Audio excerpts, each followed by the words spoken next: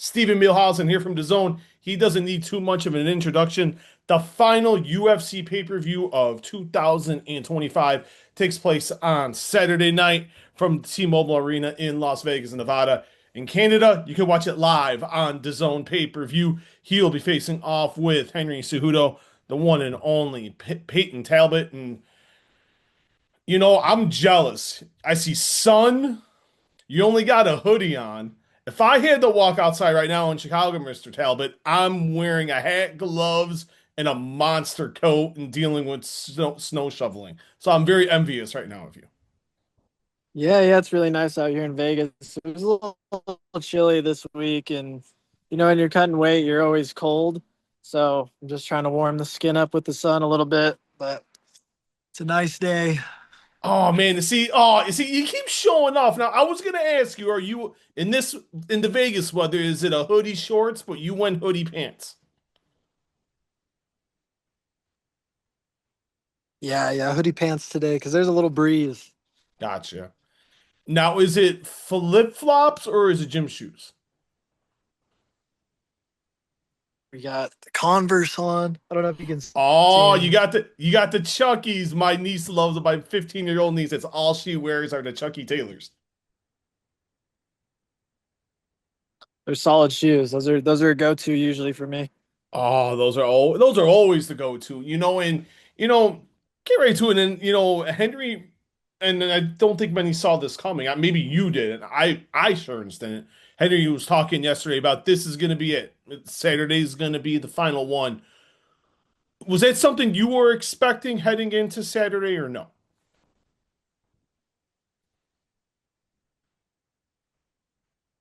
So, whoever really knows. But if he's saying that now, then I'm sure he's being serious. But, I expected it to be his last fight, especially with the way I've been prepping for this. And I think the way that we're both going to go at it, I don't know if he's going to want to do another one after this. But, uh, yeah.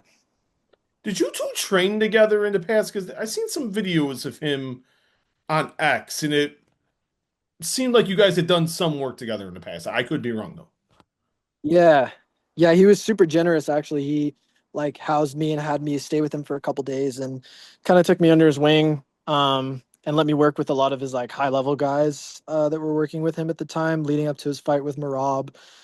Back then neither of us thought that we were going to fight each other because he was supposed to retire after that fight. Yeah.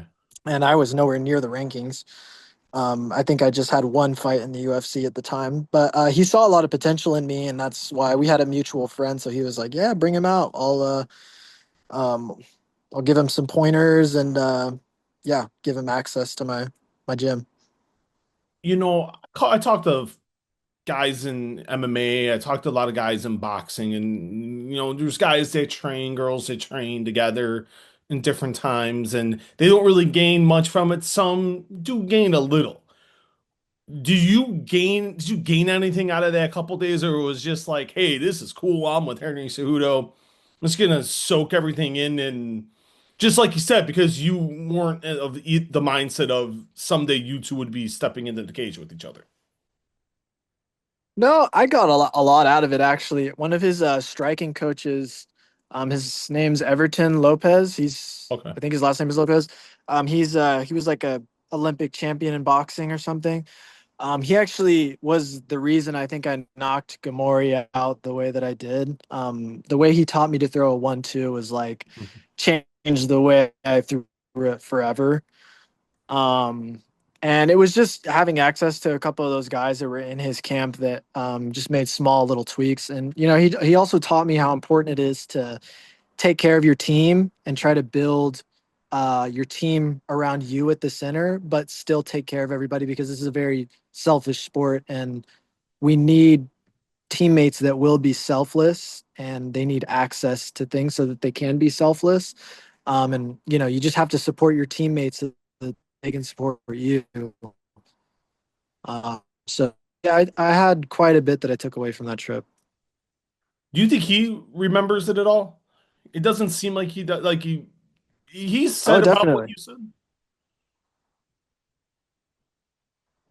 I don't know if he remembers exactly what he said to me, but I think he kind of drills that into a lot of us young guys is that you got to take care of your future financially. And that was one thing that he kind of learned halfway through his career, and he's glad that he did earlier on. But um, I don't know. There were a lot of hours we spent together, and I'm sure there's a bit that he doesn't remember, but it was recent. Were you surprised he accepted the fight with you? A bit, yeah, I was actually. Yeah, I think. I don't know what negotiations looked like on his end, but I'm sure there were a lot, more favorable people for him to fight, especially to end out his career. I'm sure he, would have felt better taking a fight against somebody that was a little bit less dangerous to him. But uh, what better of a way to go out, than to go with a bang. You know, I look at it as, even before he made the announcement, I remember like we're thinking about this fight when it was first announced. It's like a young lion, new lion type of matchup, and he's got a here at that time. I think we could all admit had already had about a foot and a half out the door, and you're coming up. You're young, you're strong, you're moving up in the rankings. You're maybe within the next 12 to 18 months, you could be fighting for the title, and guys don't at that stage normally do that. They try to dance around and they try to, like you said, go around and have him do more favorable matchups. Why do you think he chose you? I think to be honest, the UFC was pushing it pretty hard. Like, I Oh, really? think I they didn't know really that. wanted Okay. this to happen. I did not know Yeah, that. I don't think it was either of us calling each other out. Because I personally was like, I will fight Henry, but if there's anybody else, I went through countless names before his. So, uh, yeah, I think it was, the UFC wanting to push it. And, I think it's just one of those things. It's like, old gen versus new gen that always sells, and Yeah. it's entertaining to watch. And the whole narrative with me and the wrestling, it's just another opportunity to prove that I can hang with all these guys. So yeah. Who did you have in your mind when you, like you said, you had some different names before you even got to Henry? Who were some of those names that were in the back of your mind that could have been next? Bro, everybody between my ranking and Henry, I was down to fight. I Okay. literally said yes to everyone. And there's logistics, of course, with a lot of these guys. And with me, I couldn't fight on some dates, but yeah, I was down to fight whoever. you know, I do want to ask you about the main event before we circle back because like you said, Marab's fighting again, fourth time this year. He's getting back in the cage. He's fighting Jan. Do we see much of what we saw the first time around when they fought, or do you think Peter has something that we don't know about yet? To be honest, I didn't really watch the full fight when they first fought, but Okay, um, I think Piotr will definitely approach it more like as a tactician. Like, I think he's gonna have a better game plan considering they both already fought each other. Um, but yeah, I side with Marab. Like, what a story! Like, I think when he became champion, everybody was a little bit bummed because he took it from Sean. But like, since then, like, he's really earned his keep, and it's crazy to just see like the pace that he right. puts in every fight and in his schedule as well. It's just insane. So I couldn't imagine fighting four times in 1 year. You get a lot of guys and girls these days that are always the top level. It's always two, maybe three. And if you fight early enough in the year, you can squeeze a third one in. The fact he wanted to come around and be like, "We're gonna fight four. If you need me, I'm there." To me, that's quite remarkable.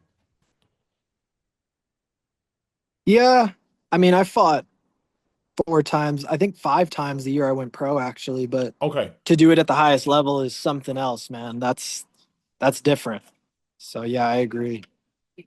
Would you ever be willing to do that if they were like, "Hey, let's keep let's keep this train rolling. Like you're on a good run. Would you be willing to fight more than three times, two Yeah, to three times a year? no, for sure. Yeah, You know, I want to get your definitely. thought. I mean, I've I fought 3 times this year. Yeah. Yeah, so I'd be down to do 4 for sure if I'm healthy. What do you want for Christmas? Um, I just want to get fat and happy, and I just want to get all nice and snuggled up, watch some good movies, There we go. play some video games. There. Yeah, maybe go on a couple hikes in the mountains in deep snow. Ooh, I like that. Now, is there a favorite? Is there a Christmas food that you like that is the go-to for this time of season?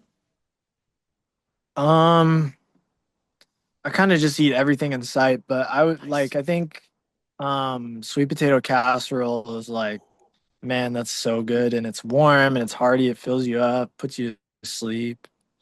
Oh, you're not wrong. So is it hard? Because fighters always tell me this, that, like they hate fighting between Thanksgiving and around the New Year because of they have to be so stringent on their diet because of their dieting. If you were you able to nibble a Yeah, little bit at Thanksgiving or no? yeah. I had some food. I had to eat pretty like basic, but I still Gotcha. partook and had some food. I had a little mac and cheese, a couple potatoes, There maybe you some go. stuffing, maybe a Hawaiian roll, but we don't need to talk about that. It's definitely hard. It's definitely hard, but I think it makes, the time after all the more sweet. I'll Yeah. have Christmas to really soak up and enjoy. And I mean, I had one fight where I fought literally the week of Thanksgiving. So I was literally Rough. not eating on Thanksgiving. And I remember after that, it made it feel so sweet when I just like had that win and was just relaxing after. That's like the where you tell the family like save like three or four plates and just put them in the fridge. And no one put my name Yeah. on them and no one touches them. Yeah. Exactly, man. Yeah. Yeah, it'll be all the more sweet after. It'll pay. Absolutely. And you talked about video games, PS5, Xbox. Yeah, Do you I have got a a PS5. I'm a console player right Okay, now. nice. What are you playing these Yeah. days? My kids are just into about we got Fortnite, we got still Call of Duty, still the thing. They're into their Madden, College Football 25. What games are you Yeah, into I've these days?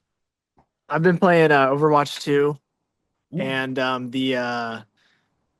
the Elden Ring, Night Rain, okay. going back and forth between those two. See, those are what I'm into. My Yeah. kids are not. I have a 9 and a 6 year old. That's so Fortnite for. I told them for now. Fortnite is good. Call of Duty's okay. You'll get to. They want to play those games, and I'm like, yeah. Yeah. We got to wait a little bit longer. And I know Yeah. you're short on time. We got a couple more Those questions. are the Thank you. hardest ones, man. Oh, dude, it's hard because I want them to play, and I got my wife. She's like, no. Yeah. She's like, not yet. I'm like, sorry, guys, but soon enough. Soon enough. And we got a couple more questions, Peyton. Thank you so much for the time today. Yeah. It's greatly appreciated. And Henry was talking a lot about, the big Hmm. controversy with Aspinall and the eye pokes, and now he may have to have some procedures done with his eyes. And I thought Henry had a novel idea of like, if you poke me, I get to eye poke you back, and we go right back at it. Where are you on the whole eye poke situation? Just in the UFC and MMA in general. Man, it's just I hope we, change the gloves at some point. We did for a second. I really liked those gloves that we used. They were light as a feather and they were curved a little bit. But it's just one of those things that's going to happen, it's fighting. And, I think now that we're seeing people, they have the choice of like, hey, I don't have to continue. I think they're much more tempted to do it. Not saying it's wrong or right, and that you should fight blind, but it's just one of those things like, just as well as your finger could catch you in the eye, so could the stitching of the glove Yeah. could catch part of your eye and cut it. So it's just one of those things that we're always going to have to battle. It's like football and penalties. It's just going to be there. But I do think that being a little bit more strict on it, would definitely help. If I'm worried about getting a point in an entire round taken from me because I have my fingers out or I rake or I post with my fingers up, like I'm gonna think twice about it. I'm gonna start drilling with closed fists. I'm not gonna do that in practice. So, I think it's just little things like that. I really hope that we get to switch the gloves up though at some point. Do the referees before the fight, do they come in the back and talk to you guys about keeping trying not to keep the fingers out? Is that brought up at all? Yeah, but it's brought up amongst tons of other things that they tell you not to do. So it's another thing on top of many. Gotcha. Gotcha. You know, what is this? This fight means a lot, not just because Henry's on the way out. Yeah, he's number 10 in the world, but he's one of the greats, one of the lighter weight classes. He ended the streak of Demetrius Johnson, was the bantamweight champion. He was the champ. What would a win over Henry Cejudo mean personally and professionally? It would just mean that I belong up there with the highest level athletes, as well as future Hall of Famers. And I think it would just solidify, the fact that I am amongst the top 10 in the world, at my weight class. So What is the goal for if you do what many are expecting and you are the favorite at this point and you do what you do, what people say you're going to do, you go out, put on a great performance, put on a show. What do you see for yourself in 2026? just terrorizing top 10, man. making making people not really want to fight me. Do you think the title is feasible? A title shot is feasible in 2026? I think if I'm active, yeah, it could be. That MMA is, it's the sport where if you take chances and double down on yourself and succeed, you can, that's definitely in play. But I'm just worried about one at a time, and I'm not even really that concerned about it. Like, pretty much anybody in the top 10, I'd love to fight, and my goal is to just swim with those sharks and become one. So I'm more, concerned with just sitting back at the end of the day once I'm done with this career and being pleased with the way I showed up to every fight, bringing all of it into it and not really getting fixated on, momentary things like a belt. When you envision and we'll end with this, when you envision the fight in your head, how does it play out at UFC 323?